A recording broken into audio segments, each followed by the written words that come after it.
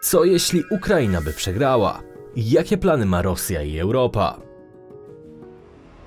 Granicy polsko-ukraińskiej wojska rosyjskie. Zaatakowana zostałaby oczywiście Polska. Ничего мы не потеряли и ничего не потеряли. Państwa bałtyckie zostałyby zajęte przy okazji. Putin nie kryje tych zamiarów do tego, żeby odbudować sowiecką strefę wpływów.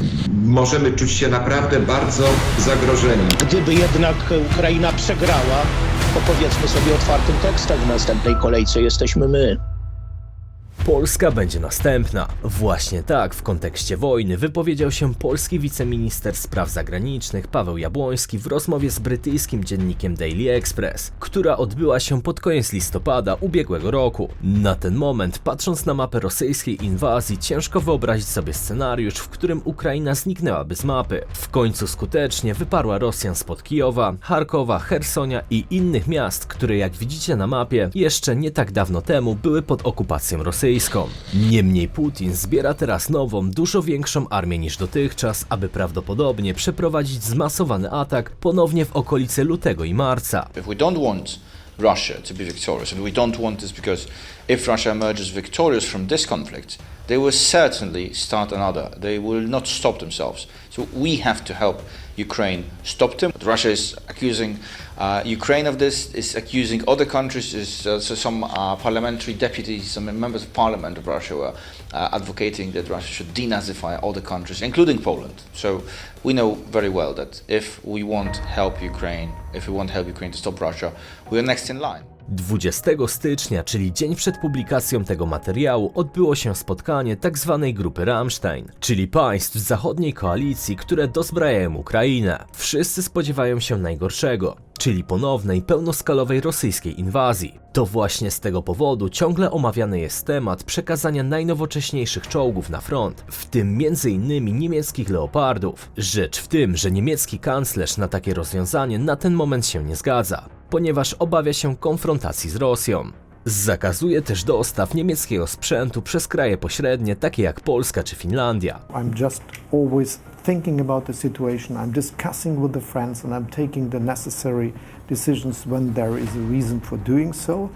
And one of the aims we are having in all the support we are giving is that we support the Ukraine as long as it is necessary with all the means we can use, but also always avoiding that this war is escalating to a war not between Russia, which is the imperialistic aggressor, and Ukraine, who has all the reason for defending its own integrity and it is good for us that we are supporting them, but to avoid that this is going to be a war between Russia and the North Atlantic Treaty.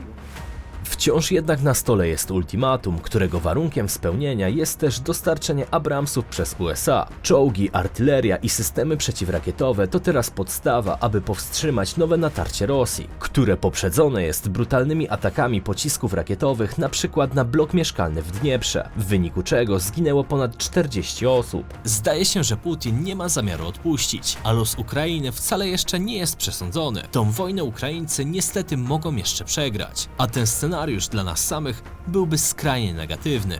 Dlatego dziś, w oparciu o wypowiedzi ekspertów, ale też własne rozważania, postanowiłem sprawdzić, co znaczyłaby dla Polski przegrana Ukrainy. Jakie są wciąż szanse na ten skrajnie negatywny wariant? Jakie plany co do mapy Europy ma Rosja? Oraz co może tą wojnę zakończyć i kiedy faktycznie dojdzie do pokoju? To wszystko w dzisiejszym materiale. Tym samym po wstawce zapraszam Was na ciąg dalszy. Pamiętajcie, że każdy mój materiał jest analizą i nie wszystkie przedstawione w nim teorie muszą się sprawdzić. Właśnie po to dostępna jest sekcja komentarzy, w której możecie wyrazić własną ekspresję i włączyć się do dyskusji. W końcu nikt z nas nie jest nieomylny. Wracamy też z unikalną koszulką lub bluzą dla tej osoby, której komentarz będzie miał najwięcej polubień pod filmem. Projekt naszego nowego gadżetu pojawi się w przyszłym tygodniu. Jeśli natomiast lubicie gry planszowe, to polecam Wam naszą grę planszową Globalista, w której to na mapie Europy lub świata możecie możecie zmierzyć się z innymi graczami, grając od 2 do nawet 6 osób. Na stronie www.globalista.pl znajdziecie też stare ozdobne mapy zapakowane tak, żebyście czerpali przyjemność z ich otwierania. Do tego też pieniądze z PRL-u, nasze dekoracyjne świece w kształcie ziemi, naklejki państw, zestawy barmańskie, a także wiele innych. To wszystko dlatego, że sklep ciągle rozwijamy i rozwijać będziemy. Niedługo możecie się też spodziewać zapowiadanego update'u Maplorda, a ten będzie naprawdę gruby, oraz kilku innych projektów, o których jeszcze wam nie mówiłem, ale wszystko w swoim czasie. Oprócz tego zapraszam was na nasz nowy inny kanał, czyli Global Daily, który ostatnio dość mocno łapie wiatr w żagle, także możecie wbić i dołożyć swoje wyświetlenie. Link do nowych filmów, sklepu i innych naszych rzeczy znajdziecie w opisie tego filmu. A teraz wracamy do tematu. Ukraina dla Rosji to naprawdę duża kość w gardle, której jeśli ostatecznie nie uda się połknąć lub przegryźć, to mocarstwowa pozycja Kremla prawdopodobnie przepadnie już na długie lata, o ile nie na zawsze, wobec rosnącej pozycji Chin. To co teraz widzicie to mapa ukraińskiego przemysłu. I jeśli zestawimy to z mapą rosyjskiej okupacji, a także atakami rakietowymi, jakie były prowadzone w ostatnich miesiącach, to okaże się, że już w tej chwili, mimo tego, że chwalimy Ukrainę za jej olbrzymie sukcesy, to 80% jej przemysłu albo jest w rękach Rosji, albo została zniszczona. I tak, owszem, nie sposób się nie zgodzić z tym, że Ukraina przy znacznie mniejszym potencjale osiągnęła w tej wojnie wiele, ale długoterminowo Rosja w tym momencie niestety, ale jest na wygranej pozycji. I jeśli ta wojna zakończyłaby się już teraz, to Kijów właściwie zostałby przez Putina zneutralizowany. Gdyby dodatkowo udało się Rosjanom przesunąć granicę także na południowym wschodzie i co gorsza przejąć kontrolę nad Kijowem, to już wtedy moglibyśmy mówić o przegranej Ukrainy. Faktycznie nie brzmi to dobrze wobec doniesień o szerokiej akcji mobilizacyjnej w Rosji, która obejmuje chociażby takie oto reklamy, które ostatnio OSW pokazało w swoim materiale na YouTubie. На тебя вся надежда. На, забирай. Спасибо, родная. Ты же знаешь, я как только так... Ну ты так точно никогда не накопишь. Да, знаю. А сейчас ему тяжело. Он пашет на заводе, а там постоянные задержки. А он все никак не может сходить да разобраться с этим начальством. Даже с мамой из-за этого недавно поругались. Да, понимаю. Мой папа тоже ветеран, никак не мог привыкнуть к жизни. Но потом ушел добровольцем, сказал, не может тут сидеть, пока наши ребята там. Ну, мы, конечно, страшно переживаем, но он пишет нам постоянно, звонит, помогает. Скоро приедет.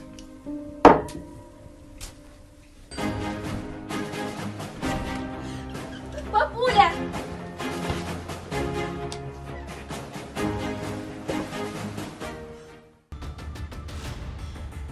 Zachód wie, że obecne spotkanie grupy Rammstein i przyjazd Lloyda Austina, sekretarza obrony USA, to ostateczna próba siły antyrosyjskiego sojuszu. I to właśnie teraz zapada decyzja o porzuceniu nadziei na dyplomatyczne rozwiązanie tego konfliktu na rzecz zbrojnej dominacji i pokonania Rosji. To niezwykle niebezpieczna gra, ale konieczna. Niemniej następne miesiące będą najzacieklejszą fazą walk, od których zależeć będzie dalszy los tej wojny. I w tym momencie dochodzimy do miejsca, w którym musimy się zastanowić, co by się jednak mogło stać, gdyby finalnie pomoc dla Ukrainy okazała się zbyt mała wobec siły rosyjskiej armii. Jakie byłyby następstwa zwycięstwa Rosji?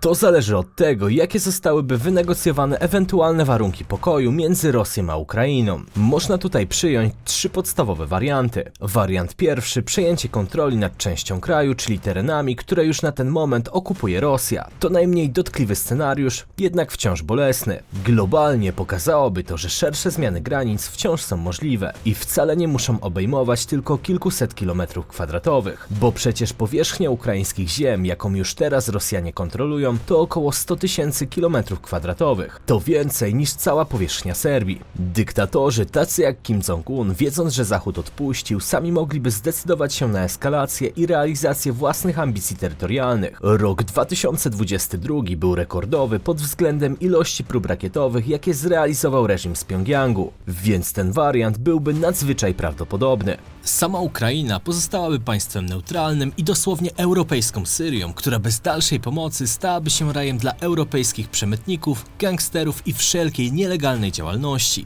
Никогда не откажусь от своего убеждения, что русские и украинцы – это один народ.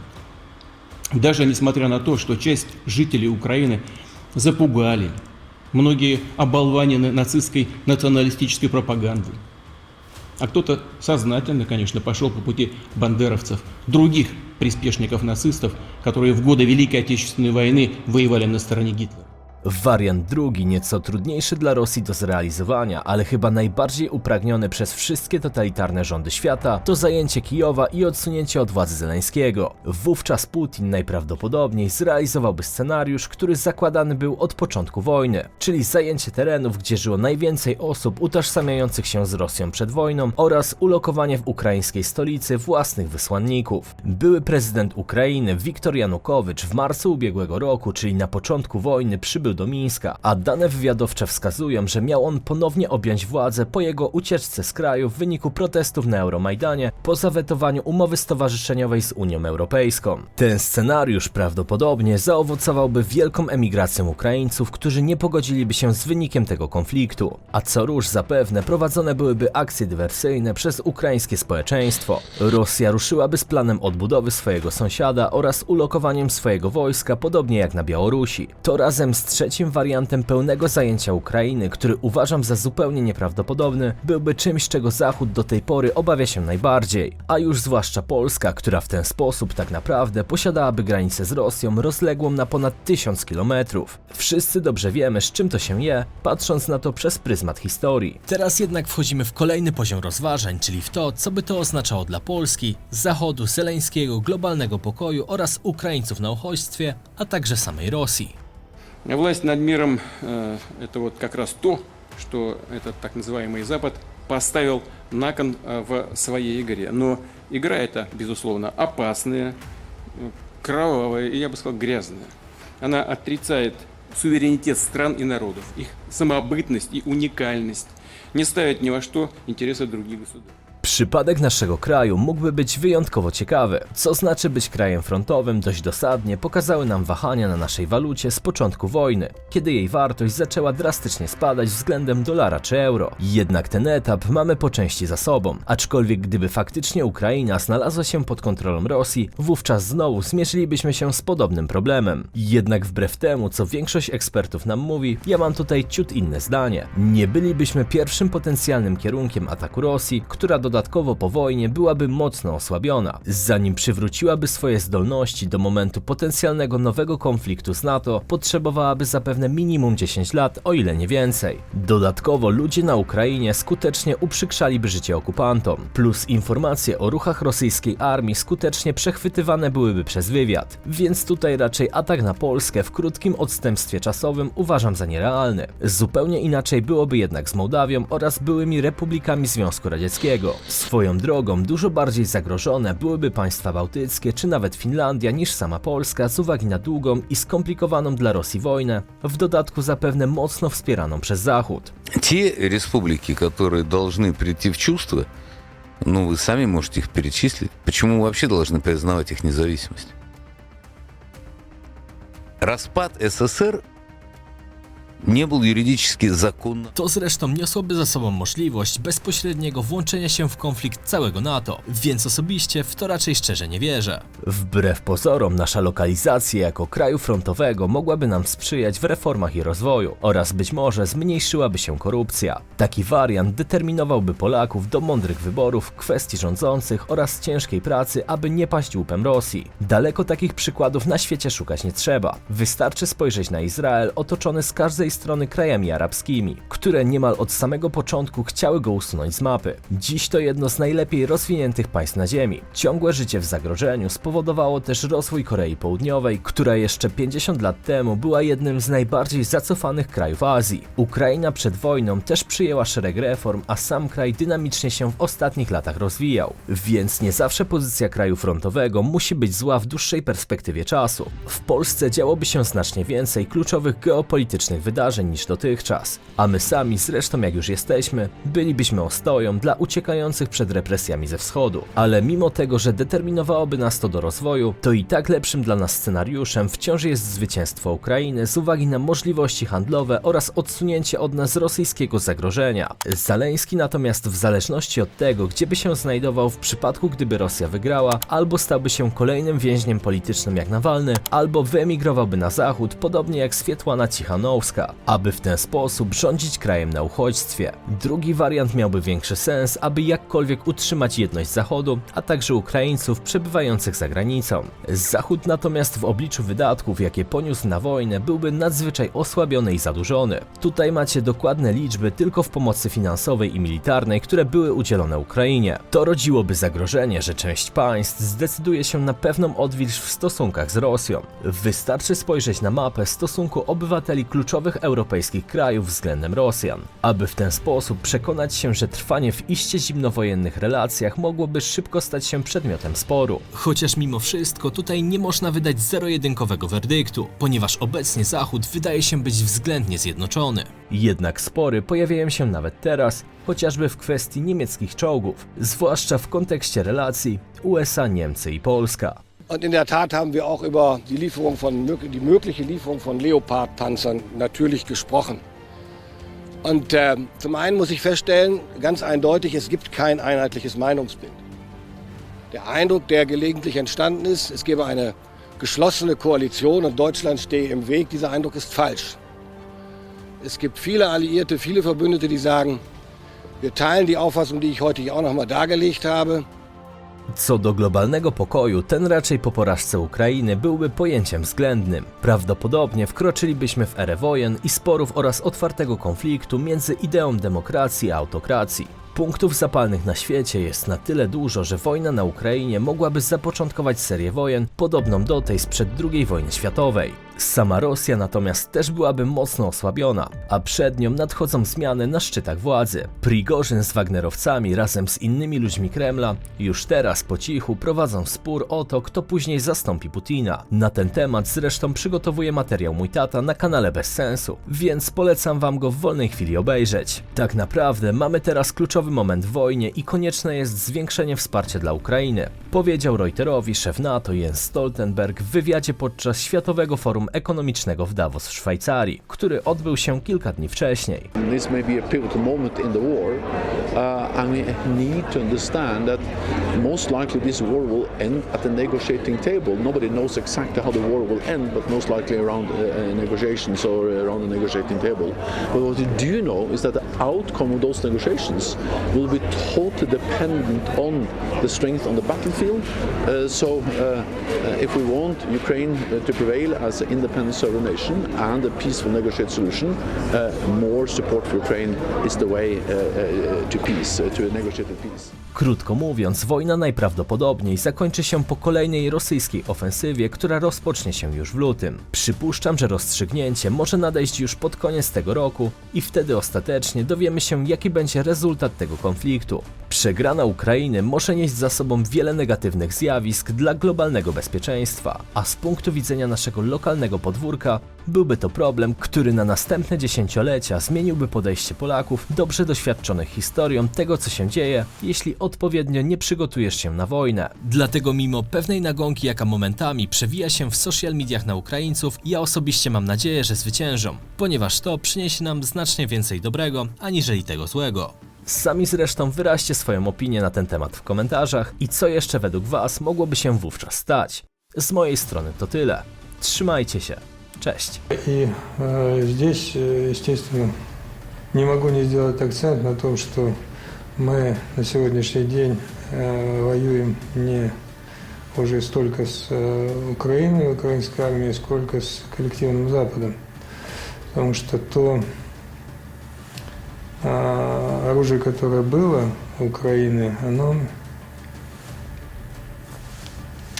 на сегодняшний день фактически закончилось.